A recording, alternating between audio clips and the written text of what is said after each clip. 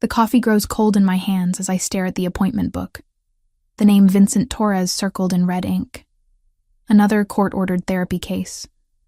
Another angry man who doesn't want to be here, forced to sit across from me and pretend he wants help managing his rage issues.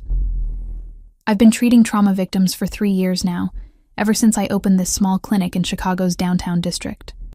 The cramped waiting room smells perpetually of disinfectant and stale coffee, but the rent is affordable and the location accessible to people who need help most. My grandmother Carmela always said I had a gift for reading people, for seeing through their masks to the broken pieces underneath. The clock on my desk ticks toward 10 o'clock. Through the thin walls, I can hear my colleague Dr. Martinez wrapping up his session next door. His patient's voice carries through the drywall. Another success story.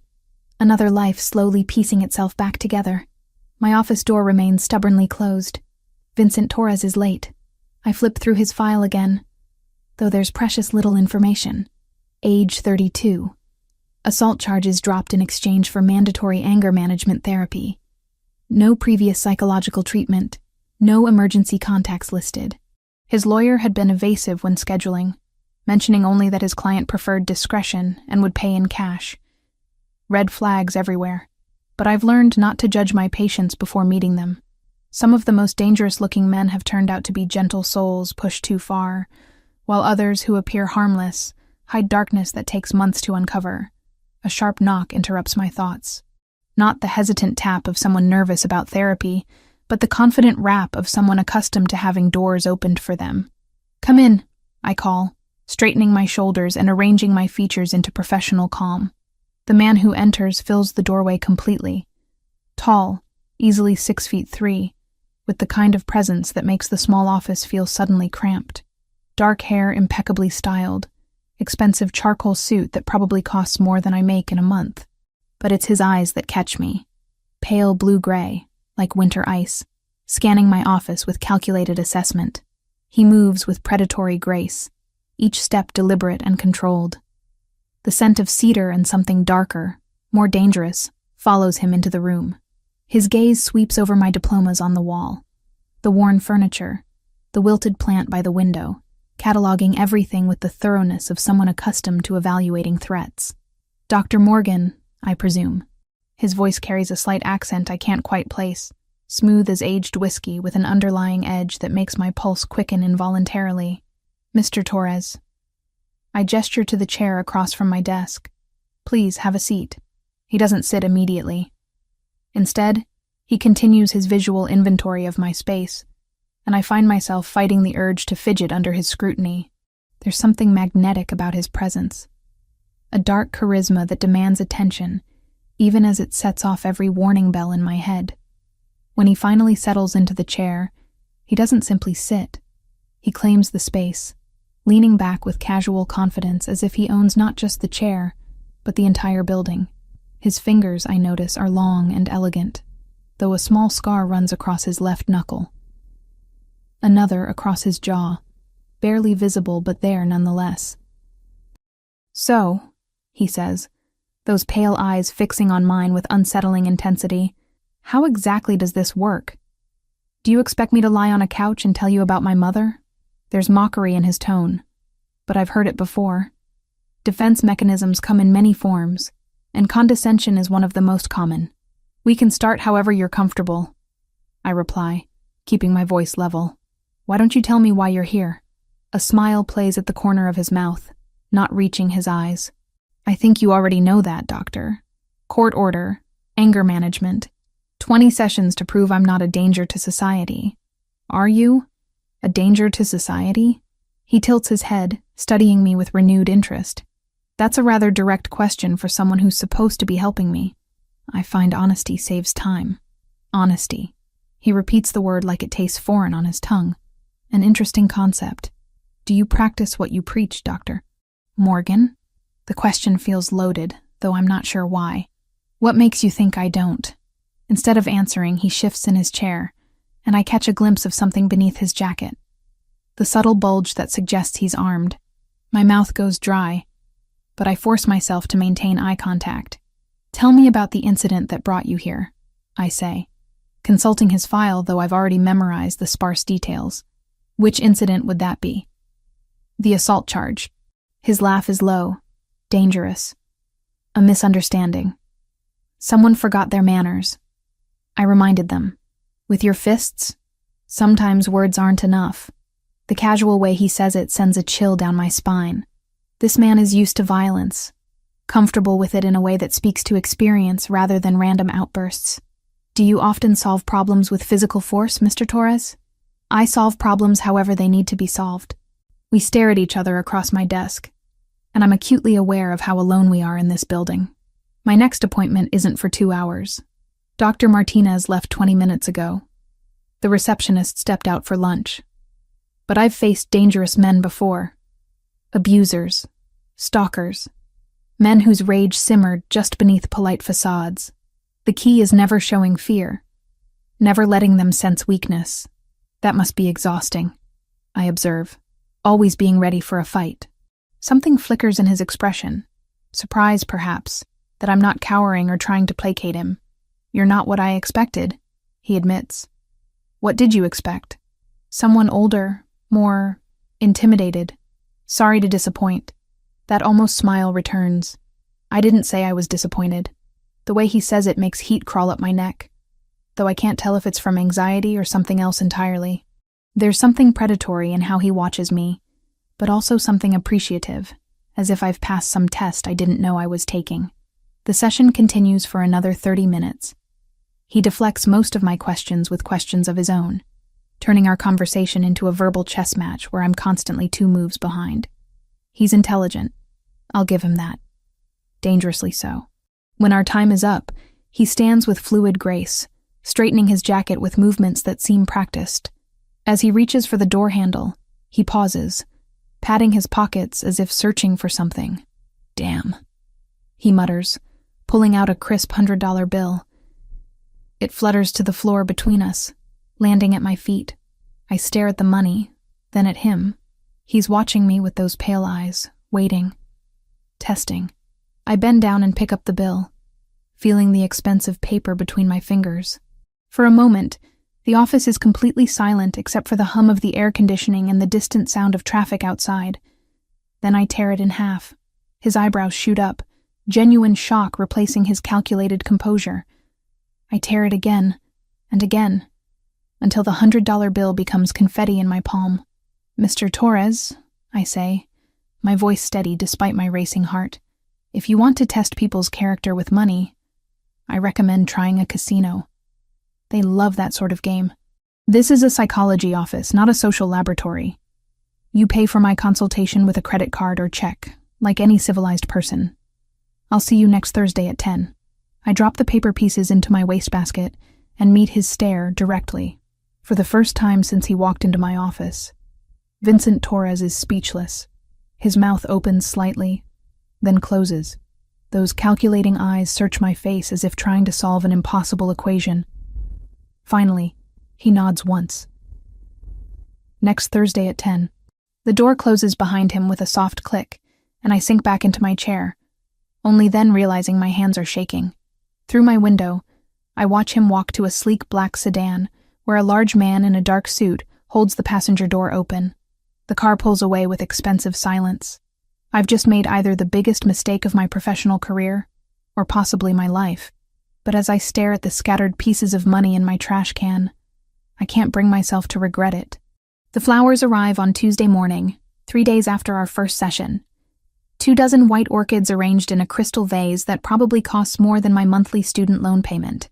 The delivery man apologizes for the early hour, but I suspect Vincent Torres doesn't care about conventional etiquette. There's no card, but I know who sent them. The extravagant gesture screams of a man accustomed to buying his way out of problems, or into people's good graces. I carry the arrangement to the waiting room and set it on the side table where other patients can enjoy it. By afternoon, Mrs. Chen from my 3 o'clock appointment is asking if she can take a few stems home. I tell her to take as many as she wants. Wednesday brings chocolates. Thursday, an envelope containing tickets to the symphony. Each gift more expensive than the last, each one finding its way to other patients or the donation bin at the local shelter. If Vincent thinks he can charm or buy his way through therapy, He's about to learn otherwise. Friday morning, I discover a woman in an expensive pantsuit waiting in my office when I arrive.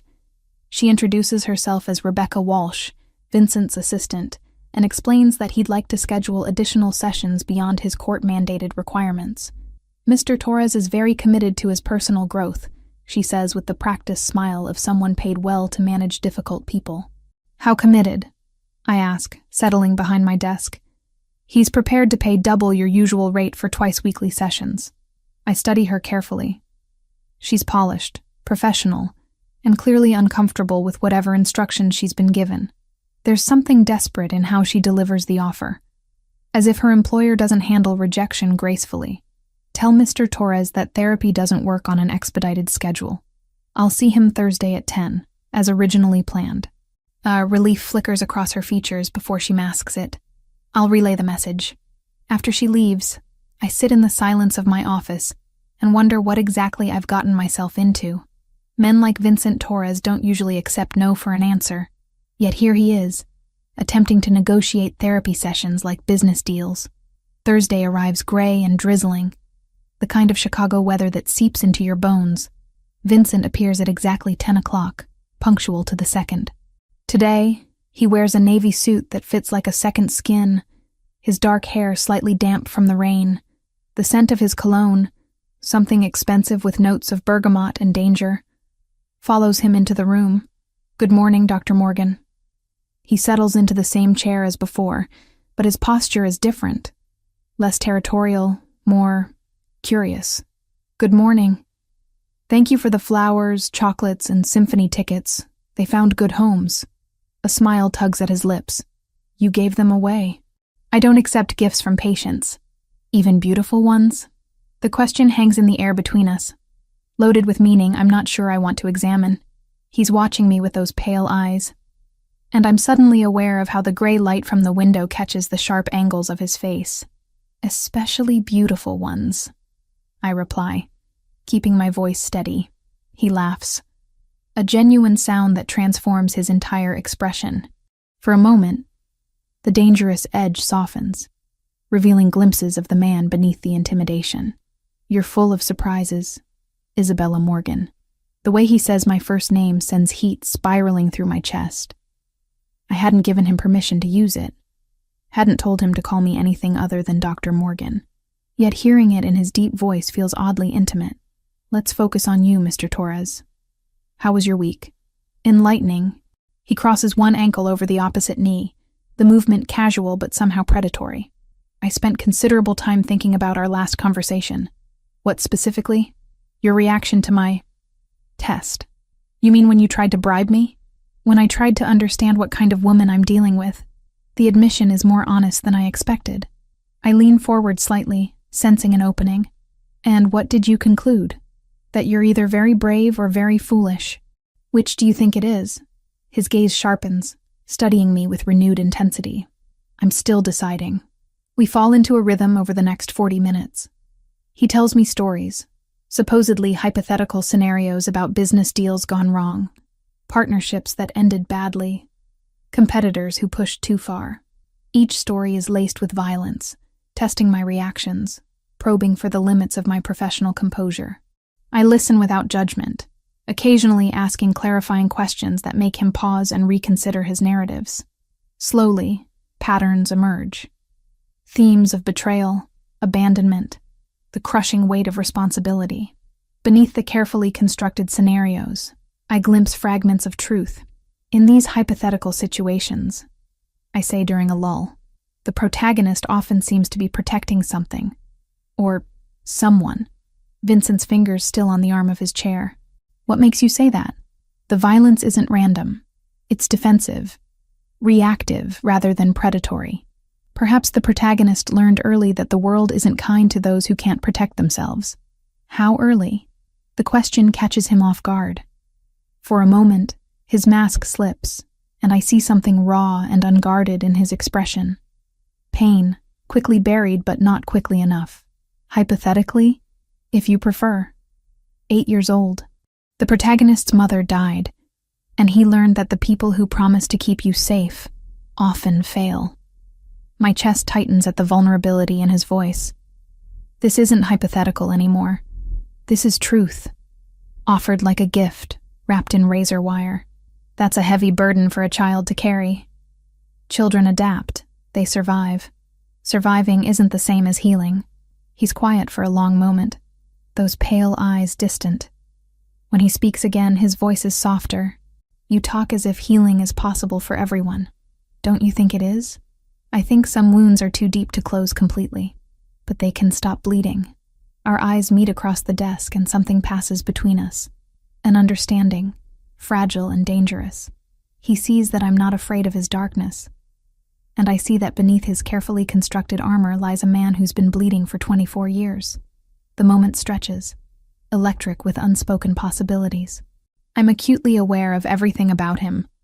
The way his shirt fits across his broad shoulders, the slight curve of his mouth when he's thinking, the intensity of his gaze that makes me feel exposed and seen in equal measure. My pulse quickens, and I know I should look away, should re-establish professional distance. Instead, I find myself leaning closer, drawn by something I don't want to name. Vincent notices. His eyes darken, and I see his chest rise and fall more rapidly. The air between us thickens with tension that has nothing to do with therapy, and everything to do with the dangerous attraction crackling like electricity whenever he's near. Then my phone buzzes with a text, breaking the spell. I glance at it automatically. My next appointment confirming their time. When I look up, Vincent's expression has closed off again. Professional distance restored like a wall between us. Our time is up, I say, though I can hear the breathlessness in my own voice. He stands with that fluid grace I'm beginning to recognize, straightening his jacket with practiced movements. At the door, he pauses and turns back to me. Dr. Morgan? Yes? You're the first person who's ever told me wounds can stop bleeding. He leaves without another word, and I'm left staring at the closed door, my heart hammering against my ribs. Whatever this is between us, it's growing beyond my ability to control it. And the most dangerous part? I'm not sure I want to stop it. The Chicago Tribune lands on my kitchen table with a soft thud. Saturday morning, coffee steam curling around the business section headline that makes my blood run cold. Torino Industries closes multi-million-dollar development deal. Vincent Torres, Vincenzo Torino. The black and white photograph shows my patient shaking hands with city officials, his smile polished and professional. But it's the same face that's been haunting my thoughts for weeks. The same pale eyes that seem to see straight through every defense I've built. The same scar along his jawline that I've caught myself staring at during our sessions. I read the article twice, my coffee growing bitter as the pieces fall into place. Torino Industries. Real estate development. Ties to Chicago's Italian-American business community. The language is careful, diplomatic, but there are undertones, references to traditional family businesses and old-world values that make my skin prickle with unease. My hands shake as I open my laptop and begin searching. The deeper I dig, the clearer the picture becomes. The Torino family has roots in Chicago dating back 3 generations. Legitimate businesses on the surface. Construction, restaurants, waste management.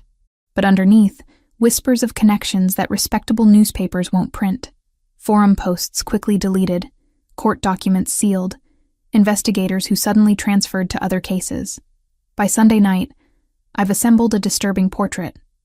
The Torino name appears in federal investigations dating back to the 1970s. Always peripheral, never central. Always protected by expensive lawyers and convenient alibis. The kind of family that throws charity galas while bodies wash up in Lake Michigan.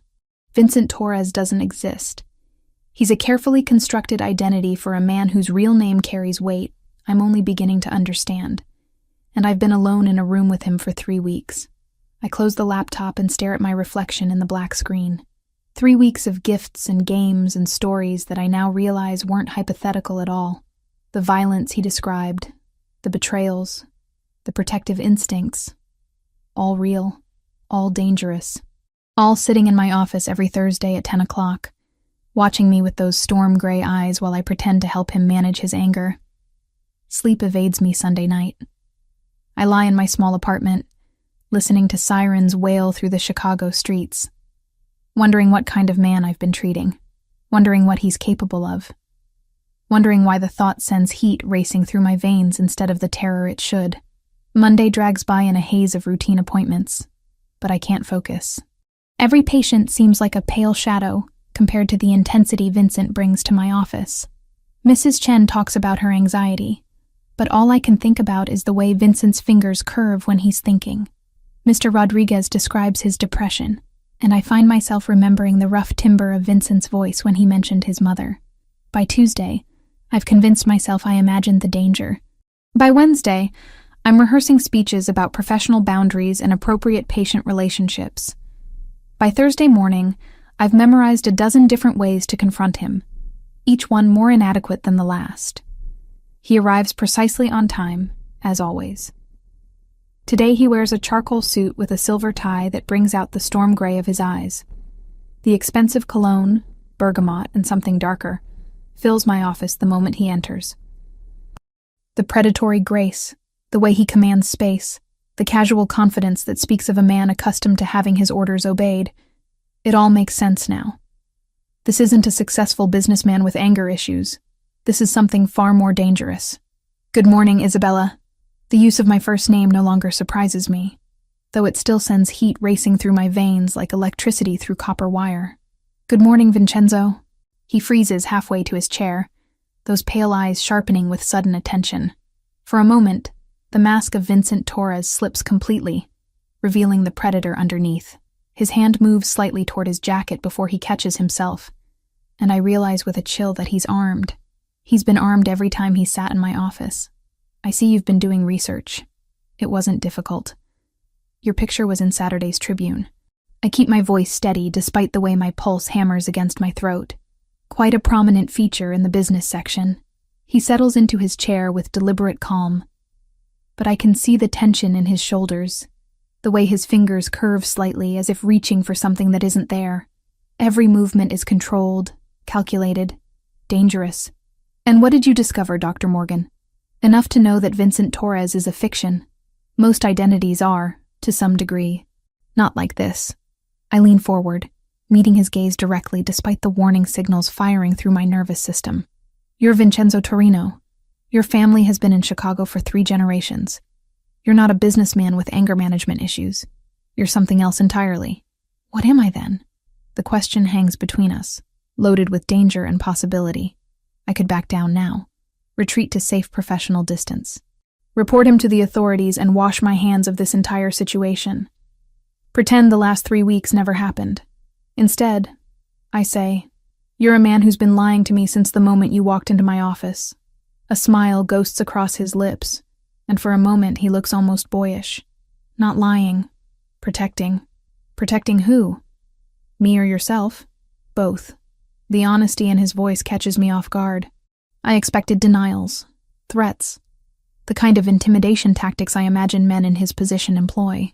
Instead, he's watching me with something that looks almost like vulnerability, as if my reaction matters more than it should. You could have disappeared. I point out. Changed your name again? Found another therapist? Paid off the court system to forget about your anger management requirements? Why didn't you? Because you tore up $100 bill and told me to behave like a civilized person. He leans forward, and I catch a hint of that dangerous cologne mixing with something uniquely him. Do you have any idea how refreshing that was? Refreshing? Most people either want something from me or they're terrified of me. You treated me like any other patient having a bad day. You are having a bad day. A very long, 24-year bad day. The observation hits its mark. Something flickers in his expression. Surprise, recognition, and something deeper that makes my chest tighten with an emotion I don't want to examine too closely. You still don't understand what you're dealing with, he says softly. Then explain it to me. I can't. Can't or won't. Both. He runs a hand through his dark hair, the perfect styling becoming slightly mussed. The gesture makes him look younger, more human.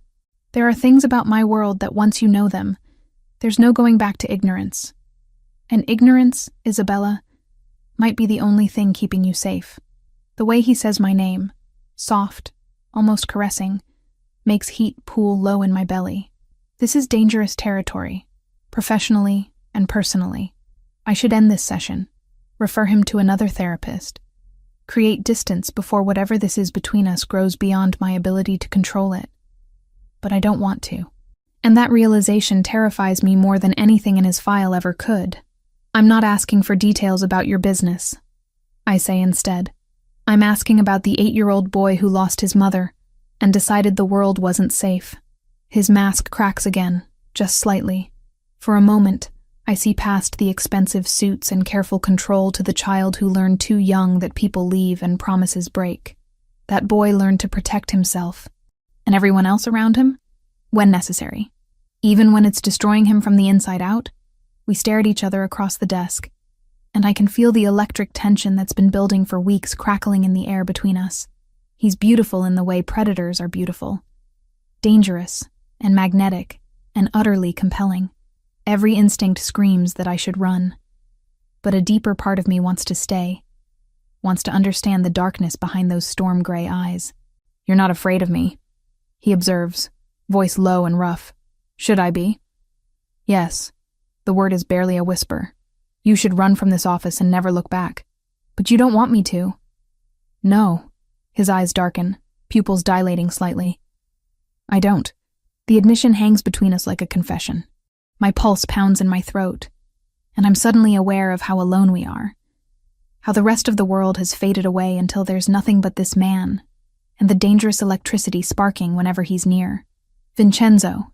His real name feels foreign on my tongue, intimate in a way that makes my skin flush. Say it again. The request catches me off guard. There's something raw in his voice, vulnerable in a way that makes my chest ache. Vincenzo. Better. He closes his eyes briefly, as if savoring the sound. No one's called me that in years. Not the way you say it. How do I say it? Like it belongs to a man instead of a monster. The pain in those words cuts through me like a blade. Whatever else Vincenzo Torino might be, he's also a man who sees himself as something terrible, something unworthy of gentleness. The fact that you're not Vincent Torres doesn't change anything, I tell him. You still need help processing your trauma. You still deserve to heal. Something shifts in his expression. Surprise giving way to something softer, more vulnerable than anything I've seen from him before. Even knowing who I really am, especially knowing who you really are. He's quiet for a long moment, those storm gray eyes searching my face as if trying to memorize every detail. When he speaks again, his voice is rough with emotion. Every woman I've ever known wanted either my money, my power, or was terrified of both. You're the first who wants to understand the person underneath. Maybe that's because I see the person you could be, not just the one you've had to become. The words hang in the air between us, honest and dangerous. He stands slowly, movements fluid despite the tension radiating from his frame. At the door, he pauses without turning around. Isabella? Yes? Be careful. Please. His voice is soft, almost pleading. My world has a way of destroying beautiful things. Then he's gone, leaving me alone with the echo of his words and the terrifying realization that somewhere in the last 3 weeks, Vincent Torres had stopped being just another patient and become something infinitely more dangerous. Something that might be worth the risk. The black sedan appears outside my apartment building on Friday evening, sleek and menacing against the amber glow of streetlights. I notice it from my 3rd-floor window as I water my small herb garden, the same ritual I've performed every evening for 2 years. But tonight, something feels different. The car sits too still, too perfect, like a predator waiting. I tell myself I'm being paranoid. Chicago is full of expensive cars, and this neighborhood, while not wealthy, isn't completely devoid of success stories. But my hands shake as I close the blinds, and I can't shake the feeling that whatever world Vincenzo belongs to has finally noticed my existence. The car is gone by morning, but the unease remains. I catch myself checking over my shoulder during my Saturday grocery run, scrutinizing faces in the produce section, wondering if the man reading a newspaper by the coffee shop is really interested in current events or something else entirely. By Monday, I've almost convinced myself it was nothing. Almost. That's when Rebecca Walsh appears in my office again. Her usual polished composure cracked around the edges. She closes the door behind her with more force than necessary, and I notice her hands trembling as she approaches my desk. Dr. Morgan, I need to speak with you about Mr. Torres. If this is about scheduling additional sessions... No. Her voice is sharp, urgent. It's about your safety. Ice floods my veins. I set down my pen carefully, forcing my expression to remain neutral despite the alarm bells screaming in my head. What do you mean? Rebecca glances toward the window, then back at me. There are people asking questions about Vincent's therapy arrangements. People who don't understand the nature of your professional relationship. What kind of people? The kind who don't ask politely. She leans forward, lowering her voice. Vincent wanted me to warn you. He's handling the situation, but until it's resolved, you need to be careful. Careful how? Stay aware of your surroundings. Don't deviate from your normal routines without letting someone know where you're going. And if you see anything unusual, cars, people who don't belong, call this number immediately. She slides a business card across my desk. It's plain white with only a phone number, no name or company information. Rebecca, what exactly is Vincent involved in? Her laugh is bitter. Nothing you want to understand, Dr. Morgan. Just trust me when I say that some people see his weekly appointments as a weakness to be exploited. After she leaves, I sit in the silence of my office, turning the card over in my hands. The rational part of my mind screams that I should report this to the police, should distance myself from whatever dangerous game Vincenzo is playing. But a deeper part, the part that's been captivated by storm gray eyes and vulnerable confessions, whispers that running now would be abandoning someone who needs help. Someone who might need me. Tuesday passes without incident, but I find myself hypervigilant, cataloging every face, every car, every shadow that seems out of place. When Vincenzo arrives for our Thursday session, he looks different. The expensive suit is the same, the controlled movements unchanged, but there's tension in his shoulders that wasn't there before. Dark circles under his eyes suggest sleepless nights, and I notice his hand resting casually near his jacket in a way that seems anything but casual. You spoke with Rebecca, he says without preamble, settling into his chair with predatory grace. She was concerned about my safety. She was right to be. The admission sends fear racing through my bloodstream, but also something else, something that feels dangerously like anticipation. Tell me what's happening, Vincenzo. He studies me for a long moment, those pale eyes searching my face. There's a family in this city who believes I've grown soft. They think my weekly visits to a therapist indicate weakness, vulnerability they can exploit. The Benedetti family? His eyebrows rise slightly. You have been doing research. I'm a fast learner. What do they want? Territory, influence, the usual things men kill for. His voice is casual, matter of fact, as if discussing the weather rather than murder. They've decided that my apparent psychological dependence on you makes me an easier target. Psychological dependence? Something flickers in his expression. Their words, not mine. Are they wrong? The question hangs between us, loaded with implications neither of us is ready to acknowledge. His fingers drum against the chair arm, the only sign of agitation he allows himself.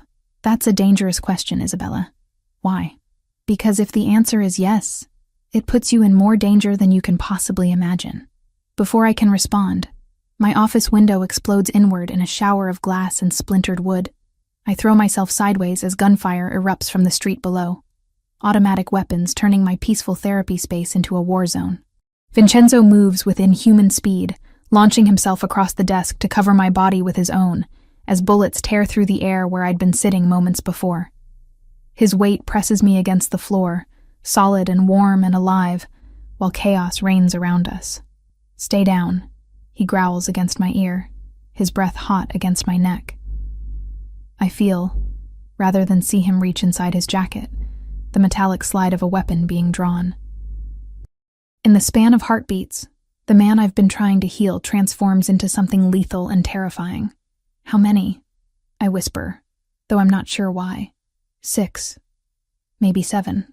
His voice is calm, professional, as if he's conducting a business meeting rather than planning a counterattack. They're amateurs. Benedetti's nephew thinks quantity compensates for quality. More gunfire peppers the wall above us, sending plaster raining down like snow. Through the shattered window, I can hear shouting, car doors slamming, the squeal of tires on asphalt. Isabella, listen to me carefully. Vincenzo's free hand cups my face, forcing me to meet his eyes. When I move, you're going to crawl behind my desk and stay there until I come back for you. Do you understand? Where are you going? To remind these idiots why people fear the Torino name. The smile that crosses his face is nothing like the careful expressions I've grown accustomed to in our sessions.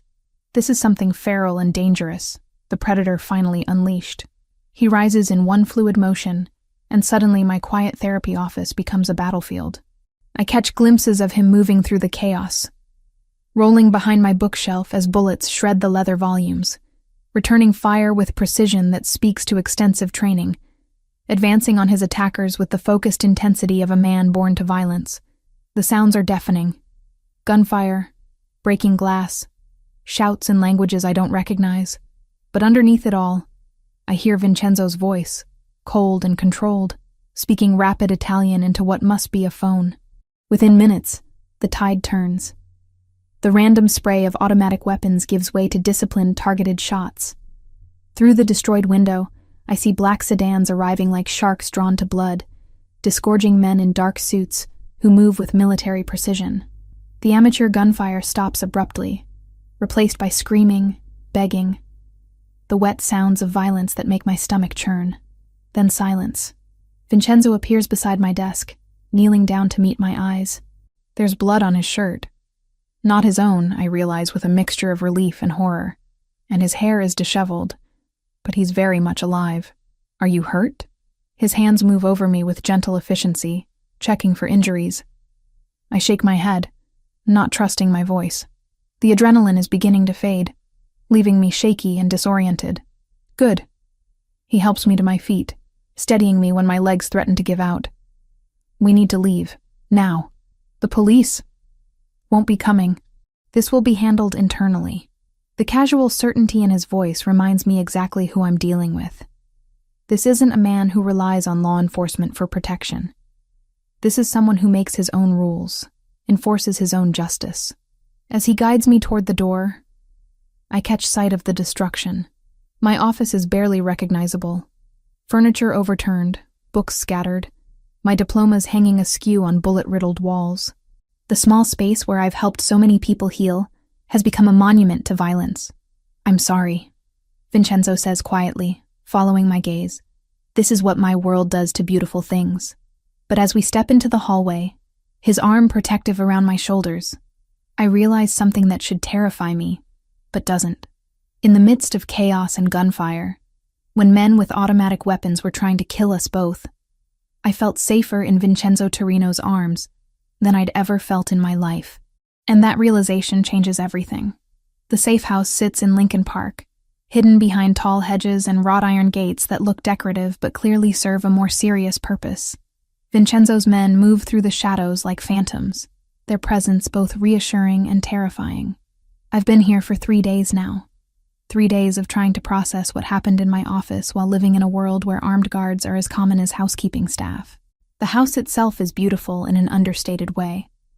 Hardwood floors, exposed brick walls, furniture that whispers expense without shouting it.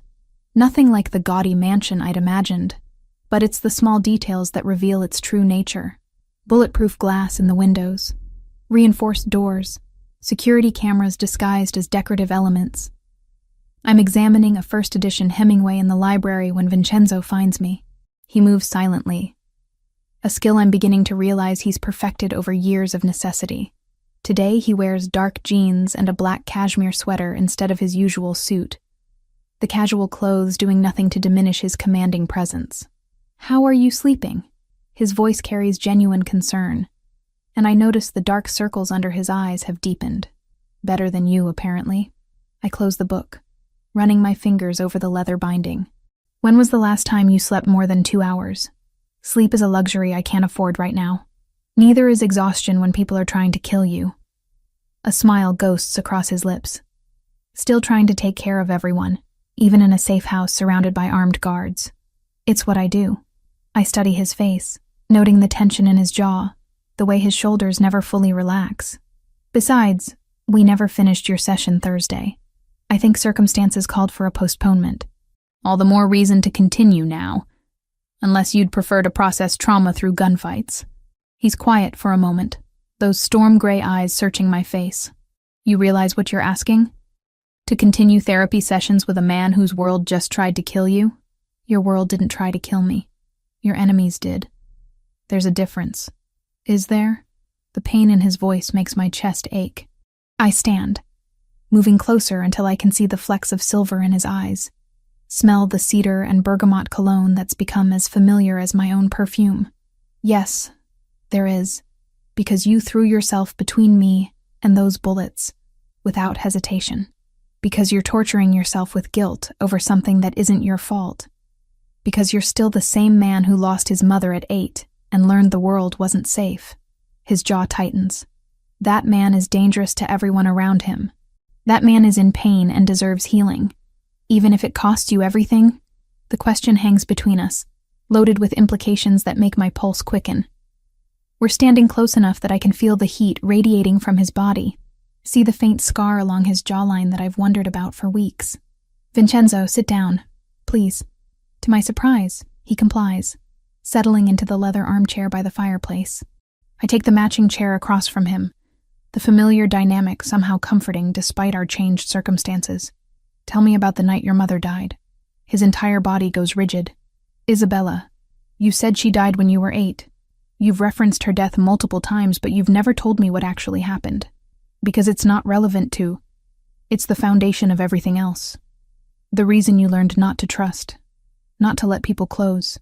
The reason you've built walls so high that it takes gunfire to make you show genuine emotion. He stares into the fire, flames dancing across his sharp features. When he speaks, his voice is barely above a whisper.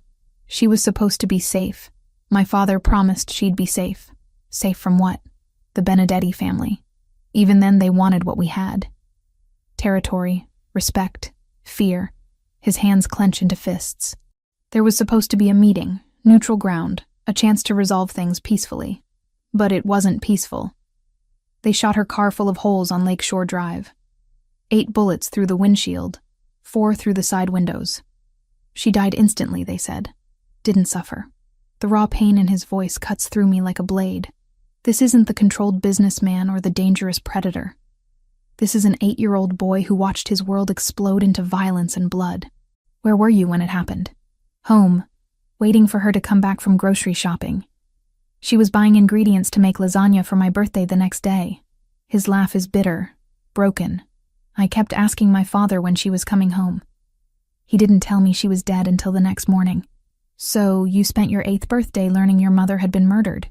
I spent my 8th birthday learning that promises of safety are lies people tell to make themselves feel better. I lean forward, aching to touch him, to offer some kind of comfort. Is that why you couldn't save the men who attacked my office?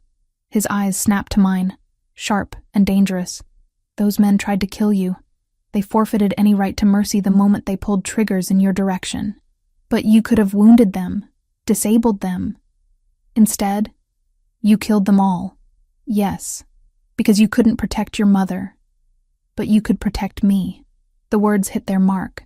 Something crumbles in his expression, the careful control finally cracking to reveal the devastation underneath.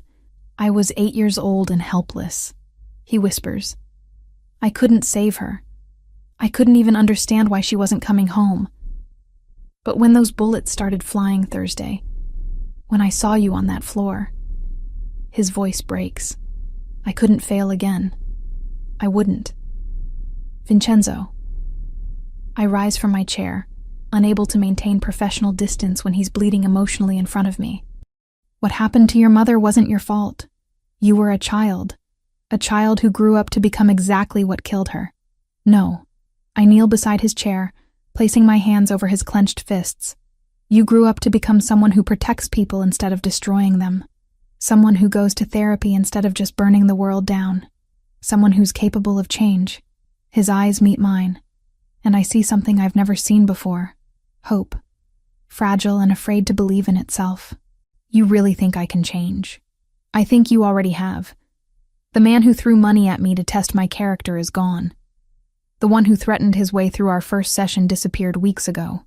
The man sitting here now is someone who cares more about my safety than his own reputation. Isabella.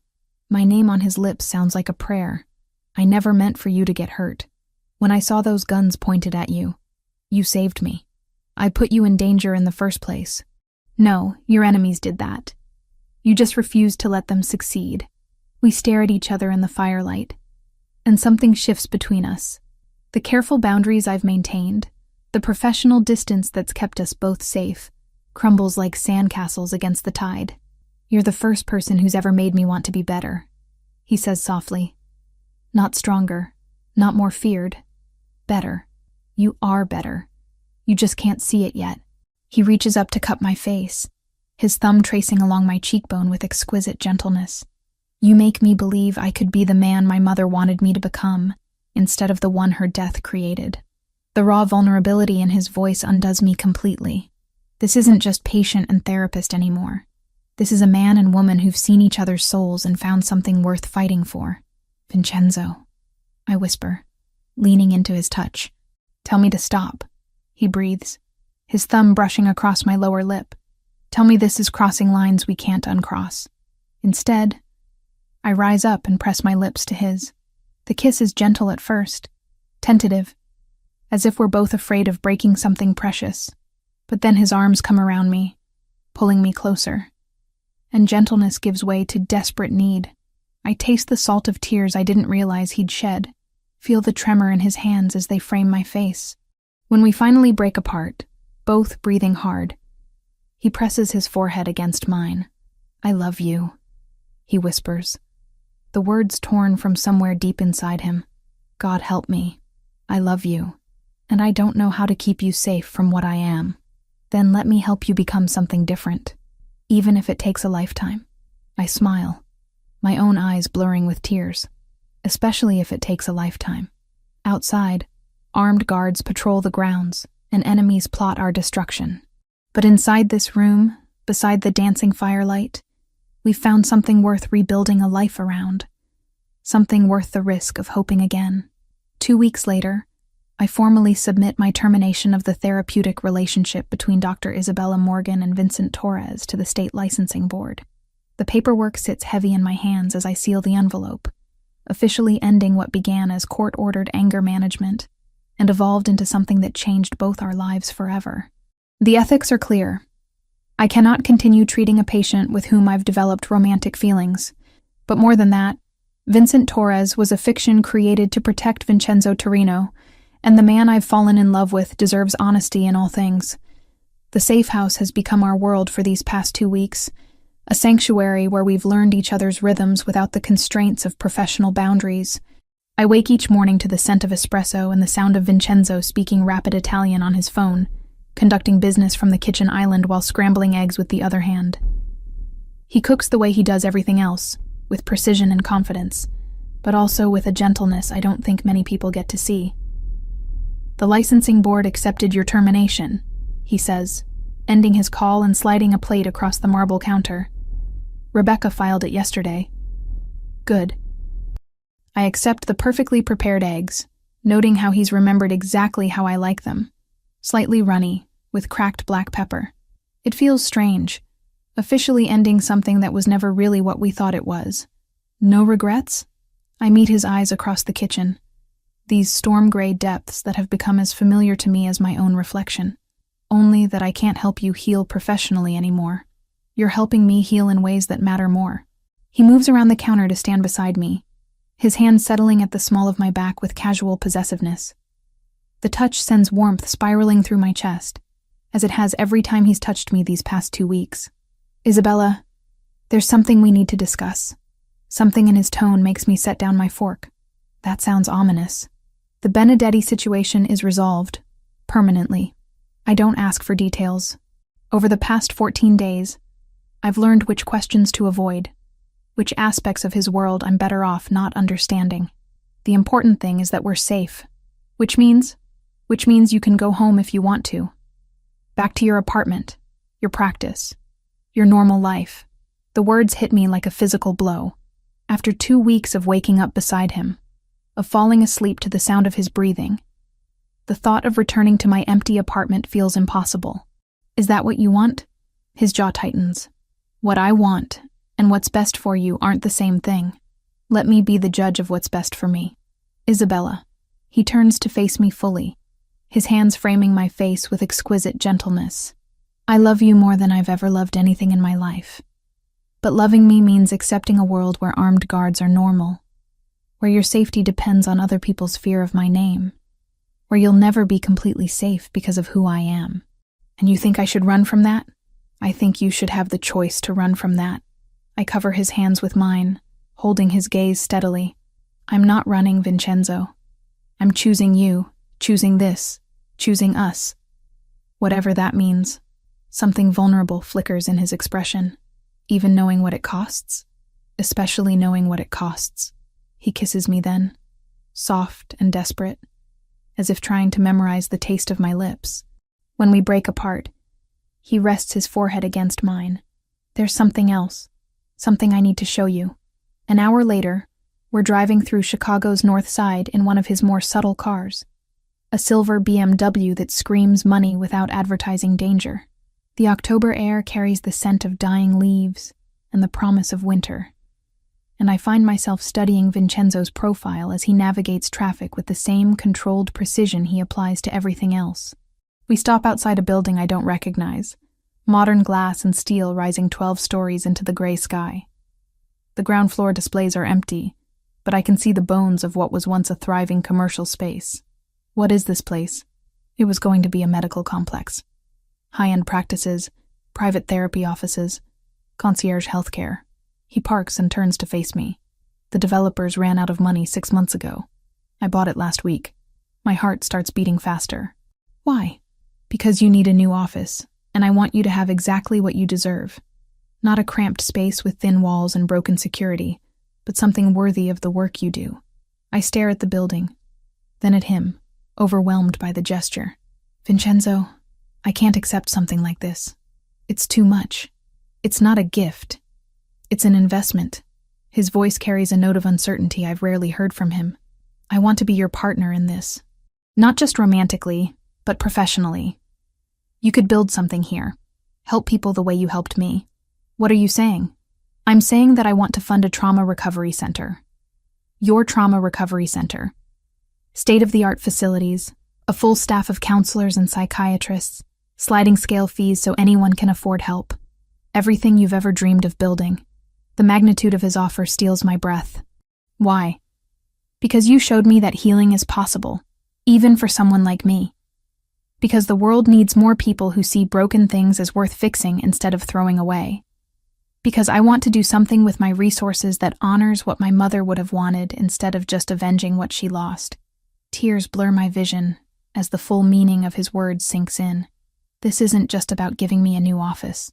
This is about transformation, about taking everything dark and violent in his world and channeling it toward something beautiful. Show me inside. The interior is a blank canvas, empty spaces waiting to be filled with purpose. But as we walk through the echoing halls, I can see it. Consultation rooms with comfortable chairs and soft lighting. Group therapy spaces designed to feel safe and welcoming. Offices for counselors specializing in everything from domestic violence to addiction recovery. The top 3 floors would be residential, Vincenzo explains, his voice echoing in the empty space. For patients who need intensive care, somewhere safe to heal without outside pressure. Like a safe house for broken souls? Exactly. We stop in what will be the main reception area. Floor-to-ceiling windows offering a view of Lincoln Park's autumn colors. I can imagine patients sitting here, gathering courage to face their traumas, supported by people who understand that healing is possible. There's one condition, Vincenzo says quietly. What? Some of my people. They carry wounds that can't be treated in traditional settings. Men who've done terrible things, who've been damaged by terrible things, who need help but can't risk exposure to law enforcement or conventional health care. I study his face, understanding the request beneath his words. You want me to treat members of your organization, only if you're comfortable with it, only if you think it's something you can do safely. But yes, There are people in my world who deserve a chance to heal, even if they can't seek help through normal channels. The ethical implications are staggering, but so is the potential impact. How many violent men might choose a different path if healing were available to them? How many cycles of trauma and revenge might be broken? They would have to be completely honest with me. No lies, no false names, no pretending to be something they're not. Agreed. And they would have to genuinely want help, not just be going through the motions to appease you or anyone else. Of course. And you would have to promise me that anything discussed in therapy stays confidential, even from you. Even if they tell me things about your business that you'd rather not have revealed. He's quiet for a long moment, and I know I'm asking him to surrender a level of control that goes against every instinct he's developed over 24 years of survival. Yes, he says finally. I promise. I walk to the windows, looking out at the city we'll serve, the lives we might be able to change. When I turn back to him, I see vulnerability in his expression, as if my answer will determine not just our future, but his sense of whether redemption is truly possible for men like him. When can we start construction? The smile that breaks across his face is like sunlight after a storm, transforming him from dangerous predator to the man I've fallen in love with. I'll make some calls. He crosses the empty space to pull me into his arms, and I let myself melt against his chest, breathing in the scent of cedar and bergamot that has become synonymous with safety. Isabella? Yes? I know this isn't the normal way relationships develop. I know there are things about my life that will never be conventional or safe or easy. Are you trying to talk me out of this again? I'm trying to make sure you know what you're choosing. I pull back to meet his eyes. I'm choosing the man who threw himself between me and bullets without hesitation. I'm choosing someone who wants to build healing centers instead of just building walls. I'm choosing you, Vincenzo Torino, exactly as you are, and exactly as you're becoming. He kisses me then, deep and claiming, a promise sealed with touch and breath, and the absolute certainty that whatever comes next, we'll face it together. Outside, Chicago hums with its usual chaos, traffic and sirens and the million small dramas of urban life. But inside this empty building, surrounded by possibilities and plans, we've found something precious enough to build a future around. I wake to darkness and the acrid smell of chloroform, clinging to my sinuses. My head throbs with each heartbeat, and when I try to move, zip ties bite into my wrists. The surface beneath me rocks gently. A boat, I realize with growing terror. Through the small porthole beside me, I can see the lights of Chicago's skyline glittering in the distance. Memory returns in fragments. The parking garage beneath our new building. The excitement of showing Vincenzo the architectural plans. The shadow that moved behind a concrete pillar just as something pressed against my face, chemical sweet and suffocating. I've been here before, in a way. Not physically, but psychologically. Every trauma victim I've ever treated has described this moment, the sudden understanding that control has been stripped away, that survival depends on intelligence rather than strength. Ah, the famous Dr. Morgan awakens. The voice carries a slight accent, different from Vincenzo's smooth Italian inflections. Russian, maybe, or Eastern European. I turn toward the sound and see a man silhouetted against the cabin lights, tall, lean, with silver-streaked hair and cold eyes that reflect the artificial illumination like a predator's. You must be Anton Benedetti, I say, keeping my voice steady despite the fear coursing through my veins. Very good. Your boyfriend has mentioned me, I take it. Former patient, I correct automatically, then immediately regret the distinction. Showing weakness to men like this is tantamount to suicide. He laughs, the sound carrying no warmth. Ah, yes, the therapeutic relationship. How clinical of you. Tell me, doctor, did your Hippocratic oath cover falling in love with murderers? Did yours cover kidnapping psychologists? The backhanded slap comes fast, snapping my head to the side and filling my mouth with the taste of copper. Stars explode across my vision, but I force myself not to cry out. Men like Benedetti feed on fear and pain. Denying them that satisfaction is the only power I have left. You have spirit. I can see why Torino is obsessed. Benedetti settles into a chair across from me, studying my face with clinical detachment. He's destroyed 3 generations of my family's work because of you. Do you understand that? I understand that he defended himself when your people tried to kill him. Self-defense. Benedetti tastes the words like wine. Is that what he calls systematically dismantling my organization? Turning my own men against me? Offering them better terms to switch sides? This is news to me. In our 2 months together, Vincenzo has been careful not to discuss business operations in detail, protecting me from knowledge that could endanger us both. But it makes sense. He's too intelligent to rely purely on violence when strategy would be more effective. What do you want from me? I want to watch Vincenzo Torino break. Benedetti's smile is razor sharp. He spent 20 years building walls around his heart, convincing himself that caring about nothing makes him invincible. Then you walked into his life and undid decades of careful emotional architecture in a matter of weeks. So this is about revenge. This is about balance. He took my son, my nephews, my legacy. Now I take the one thing he values more than power. The casual way he discusses murder makes my skin crawl, but I force myself to think like a therapist. What drives a man like Benedetti? What psychological levers might I be able to manipulate? You're afraid, I observe. His eyes sharpen dangerously. Excuse me? This elaborate kidnapping, the psychological torture, it's not about revenge. It's about fear. Vincenzo outmaneuvered you, and now you're terrified that everyone will see you as weak. Another slap, harder this time. Blood trickles from my split lip, but I continue. You could have just killed me, put a bullet in my head, and dumped my body where he'd find it. But you didn't. Because that wouldn't prove your superiority. You need him to suffer publicly, to beg, to show weakness. Because if he doesn't break, then everyone will know that you've already lost. Shut up. How many of your own men are having doubts right now? How many are wondering if Vincenzo's offer is more attractive than loyalty to a leader who can't protect them?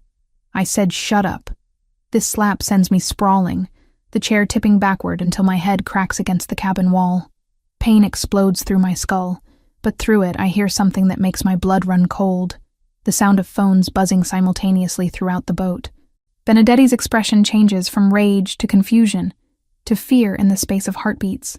He snatches his phone, and I watch his face drain of color as he reads whatever message has appeared. Boss, one of his men calls from the upper deck. We've got problems. Through the porthole, I can see lights moving on the water. Boats approaching from multiple directions, their searchlights cutting through the darkness like swords. The cavalry has arrived, but I know better than to feel relieved. When men like Vincenzo come for what's theirs, the resulting violence leaves no room for mercy. Benedetti grabs my arm, hauling me upright with brutal efficiency. Move. He drags me up the stairs to the main deck, where his men stand at the railings with automatic weapons. But there's uncertainty in their postures, doubt in their eyes. These are soldiers facing an enemy they're no longer sure they can defeat. How many boats? Benedetti demands. 8, maybe 10. They're surrounding us. And the shoreline? Blocked. Torino's people are everywhere. A spotlight suddenly blazes from the largest approaching vessel, illuminating our deck in harsh white light. Through the glare, I can see Vincenzo standing at the bow like an avenging angel, his dark hair whipping in the lake wind. Anton Benedetti, his voice carries across the water through electronic amplification, cold and implacable as winter. You have something that belongs to me. She belongs to herself, Benedetti shouts back, but I can hear the desperation beneath his bravado. Isabella. Vincenzo's voice softens slightly when he says my name. Are you hurt? I want to answer, but Benedetti presses a gun to my temple, the metal cold against my skin. One word, and your brains decorate the deck, but I don't need to speak. The blood on my face tells Vincenzo everything he needs to know. Even from this distance, I can see his expression change, the controlled mask finally slipping to reveal something primitive and murderous. You shouldn't have touched her face, Anton. The quiet menace in those words makes several of Benedetti's men exchange glances. This is what I've been trying to explain. They're not just facing Vincenzo's anger, they're facing the wrath of a man who has nothing left to lose. Here's what's going to happen. Vincenzo continues, his voice carrying easily across the water. You're going to release Isabella, unharmed. In return, I'll allow you to live. You're in no position to make demands, Torino. I have your woman, and my men have enough firepower to turn your boats into driftwood. Look behind you, Anton. The command is delivered with such quiet certainty that Benedetti can't help but turn. Standing at the stern of his own boat, having somehow boarded without detection, are 4 men in dark suits. Not Benedetti's men, Vincenzo's. They move with the fluid precision of professional soldiers, and suddenly Benedetti's crew find themselves outnumbered on their own vessel. How? Benedetti whispers. You recruited from the bottom of the barrel, one of Vincenzo's men says conversationally. Half your crew were already on my payroll. The betrayal hits Benedetti like a physical blow. His gun wavers against my temple as he realizes the extent of his miscalculation. Vincenzo hasn't just outmaneuvered him tactically. He's been systematically destroying his organization from within for weeks. This was never about the shooting at Isabella's office. I realize aloud. That was just the opening move. You've been planning this takeover for months. Vincenzo's slight smile is visible even across the water. My psychologist is very perceptive.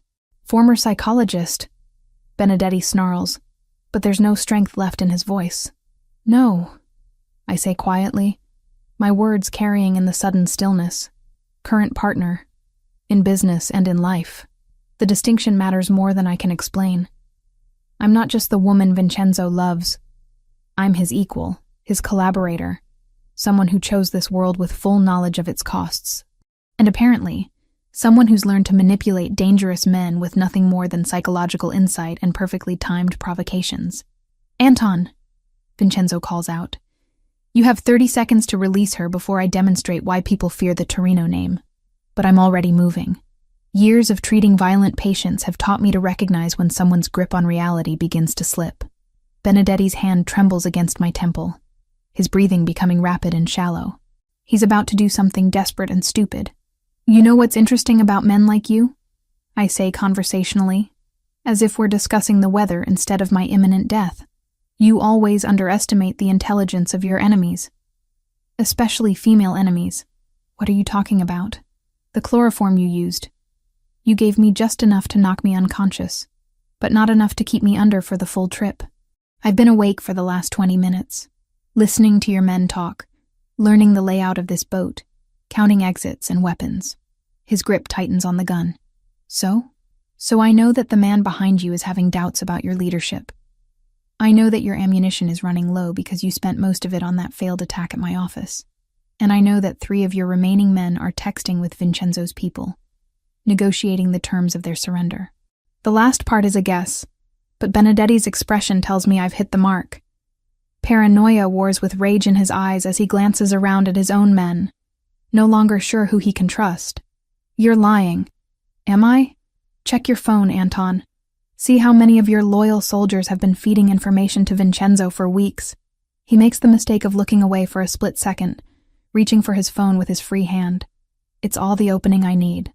I drive my elbow backward into his solar plexus, while simultaneously dropping to my knees, breaking his grip on both me and the weapon. The gun skitters across the deck as Benedetti doubles over, gasping for air.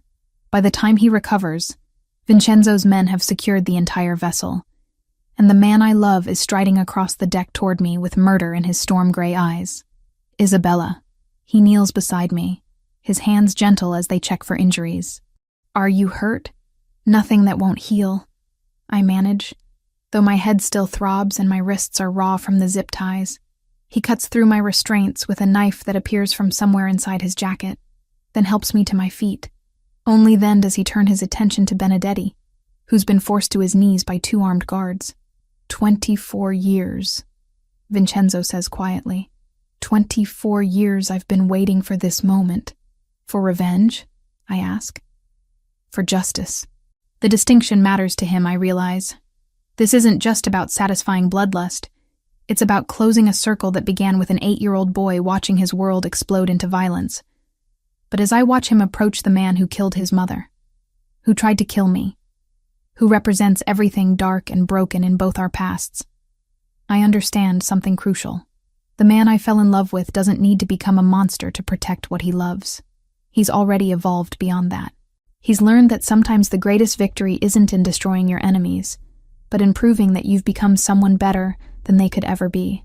1 year later, I stand before the full-length mirror in St. Alphonsus Cathedral's bridal suite, adjusting the delicate lace of my grandmother Carmela's wedding dress. The ivory silk fits perfectly after months of careful alterations, and the antique pearl necklace Vincenzo gave me catches the afternoon sunlight streaming through Gothic stained glass windows.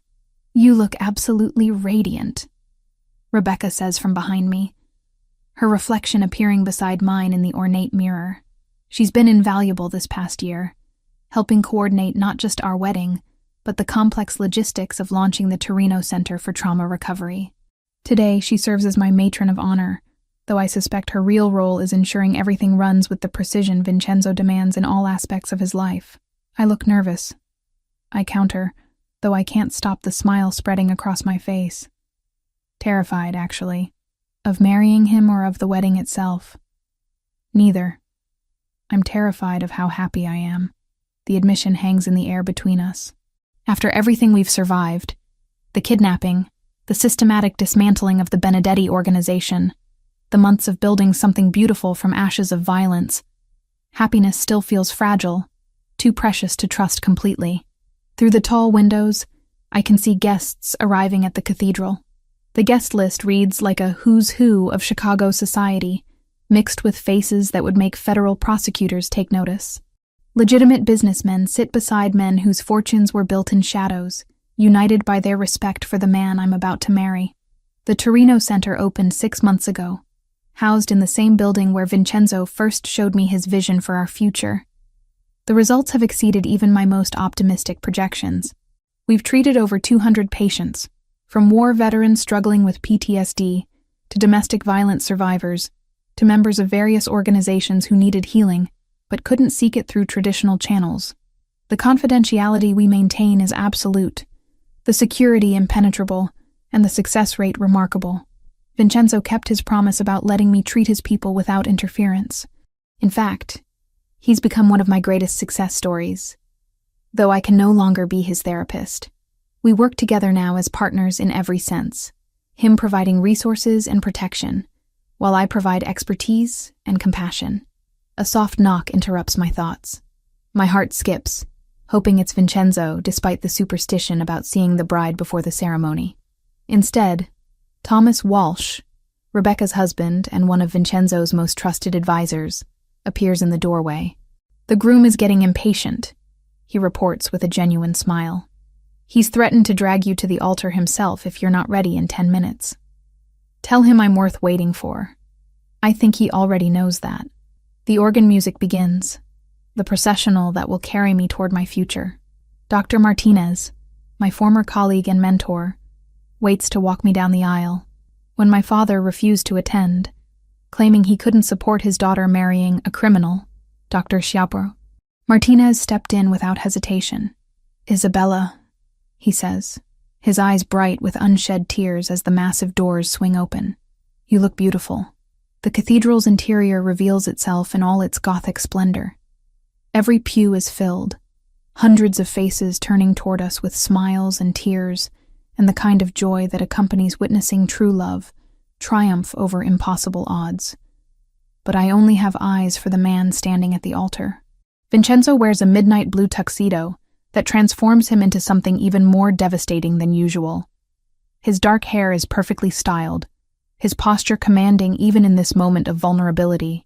When our eyes meet across the length of the cathedral, his carefully controlled mask finally slips completely, revealing wonder and love and gratitude so profound it takes my breath away. The walk down the aisle feels both eternal and instant. Every step carries me away from the woman I was, toward the woman I'm becoming. Past patients smile from the pews, colleagues from the medical community nod their approval, and members of Vincenzo's organization watch with the respect due to their future boss's wife. When I finally reach the altar, Dr. Martinez places my hand in Vincenzo's with a gentle smile. The contact sends electricity up my arm, the same spark that's existed between us since that first session when he tried to bribe me with $100 bills. "You're beautiful," he murmurs, for my ears alone. "You're not bad yourself." The priest begins the ceremony. his words echoing in the vaulted space. But I'm lost in Vincenzo's storm-gray eyes. I see our entire journey reflected there. The cautious beginning, the dangerous middle, the explosive resolution, and now this perfect moment of peace. When it comes time for vows, Vincenzo produces a folded piece of paper from his jacket pocket. His hands shake slightly as he unfolds it, and I realize this is the first time I've seen him nervous about anything. "Isabella," he begins, his voice carrying clearly through the cathedral despite his nerves. "A year ago, you tore up my money and told me to behave like a civilized person. You had no idea you were talking to a man who'd forgotten what civilization looked like." Gentle laughter ripples through the congregation, warm and approving. "You showed me that healing is possible, even for someone who'd built his life around violence and control. You taught me that strength isn't about how much fear you can inspire, but about how much love you can protect. You proved that some things are worth changing for, worth fighting for, worth risking everything to keep safe." My eyes fill with tears as his words wash over me, each one carefully chosen and deeply meant. "I promise to spend every day of our life together becoming the man you see when you look at me. I promise to protect not just your body but your dreams, your work, your beautiful heart that sees hope in broken things. I promise to love you with the same intensity I once reserved for revenge, and to build something beautiful with you from the ashes of everything dark in my past." He folds the paper, his eyes never leaving mine. "You tamed me, Isabella Morgan. Not through force or manipulation, but through love so pure it transformed everything I thought I knew about myself. Thank you for seeing the man I could become instead of just the monster I was. When it's my turn, I don't need notes." The words come straight from my heart, flowing as naturally as breathing. "Vincenzo, when you walked into my office that first day, you were broken, but you were also brave enough to keep coming back, honest enough to let me see your wounds, strong enough to do the hard work of healing. You taught me that love isn't about fixing someone. It's about choosing to grow together, to face the darkness as partners, to build something stronger than either of us could create alone." I reach up to touch the scar along his jawline, a gesture so familiar now it feels like coming home. "I choose you, not despite your past, but because of how you've transformed it into something meaningful.